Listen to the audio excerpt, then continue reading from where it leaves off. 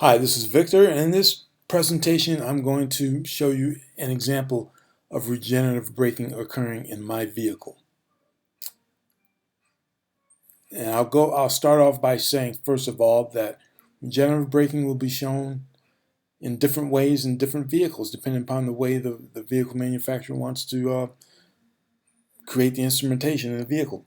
But anyway, regenerative braking, what it is and what's needed for it to occur. Regenerative braking is the process of regenerating power back into the power supply, or the feeding power back into the power supply or back into the batteries. You're basically regenerating power that was already consumed, that was already used. And when it occurs and when it does not occur, what is needed for regenerative braking to occur? Well, you do not need to press on your brake pedal for regenerative braking to occur. And that may seem counterintuitive, but regenerative braking occurs when the vehicle actually generates power back into the power supply or the batteries. And this occurs when the motors that were driving the wheels begin to function as generators, feeding power back to the batteries or the power supply, causing an additional load on the vehicle and slowing it down. Hence the term regenerative braking, because it slows the vehicle down. This begins to occur when the driver reduces pressure on the accelerator pedal or removes their foot off of the accelerator pedal. But pressing the brakes is not needed or required for regenerative braking to begin to occur. I'll give you an example. When I'm driving my electric vehicle throughout the state of North Carolina and South Carolina, on the highway, you go through several changes in elevation, either going uphill or downhill. And sometimes, when there's been several occasions when going downhill, I've noticed cars that are in front of me as we're going downhill and coming up on a curve, momentarily their brakes light will come on. I do not need to do that.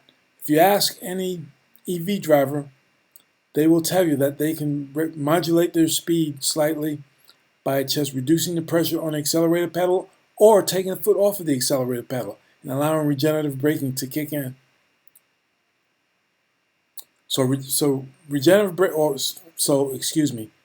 point I want to get to is, electric vehicles, not only are they more efficient than gasoline-powered vehicles, but you also save money on your braking system and braking components by not needing to press on your brake as often. And with that being said, I will go ahead and show you, well, first of all, I will go ahead and tell you that in this particular video that I'm going to show you, I am taking an off-ramp from the highway. And on the top middle section of the screen, you'll see the words total power. And under the words total power, you see a number. And it's referring to kW, or kilowatts. And when there's a negative sign in front of that, or minus sign in front of that number, that's an indication that regenerative braking is starting to kick in. Okay? And let's see. Right now, you see it's at 50 kW. That's an indication, because there's no negative sign, that's an indication that I am consuming 50 kilowatts of power as I drive. Okay. Now, when regenerative braking starts to kick in, there's going to be a negative sign. The number's going to change, and there's going to be a negative sign in front of that number. And I'll go ahead and tell you beforehand, as I take the off-ramp, I do not press on my brake until I'm approximately 25 miles an hour speed. Okay, with that being said, I'll go ahead and start the video.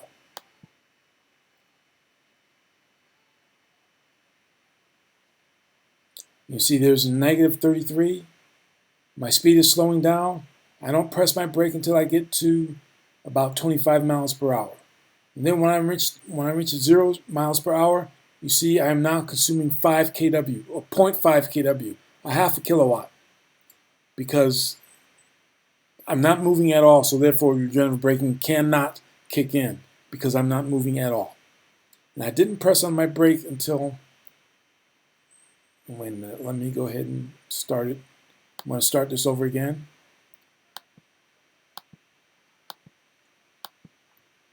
So I can talk through it. I'm not going to press on my brake until approximately 25 miles per hour.